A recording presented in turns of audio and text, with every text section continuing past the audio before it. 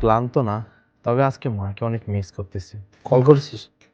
না, যদি অভিনয়টা ধরে ফেলে ঠিক বুঝলাম না। তুই জানিস পৃথিবীতে সবচেয়ে কষ্টের কাজ কি? মায়ের সঙ্গে অভিনয় করা। তুই চাইলেও কিন্তু পারবি না অভিনয়টা ঠিক মতো করতে। এই যে দেখ, মায়ের থেকে কত দূরে আছি, কিন্তু মায়ের সঙ্গে যখন কথা বলি, মা কিন্তু আমার কণ্ঠ শুনেই বুঝে ফেলে আমি ভালো নেই। সব মায়েরা না তার সন্তানের কষ্টটা পলক করতে পারে। প্রবাসে থাকার একটাই বড় ভয় হচ্ছে মায়ের বয়স দিন দিন বেড়ে যাচ্ছে, কণ্ঠস্বর ফ্যাকাশে হয়ে যাচ্ছে, চলার শক্তিও কমে আসতেছে। আর ভয়, তার তো দেশ ছাড়ার পর থেকেই লেগে আছে। আর এত চিন্তা করিস না তো, আমি তো আছি। তুই মানেই তো আমি। না, আশা করি সব ঠিক হয়ে যাবে। পৃথিবীর সব মায়েরা ভালো থাকুক, প্রবাসে থাকা সন্তানগুলোও ভালো থাকুক, এই তো চাওয়া না?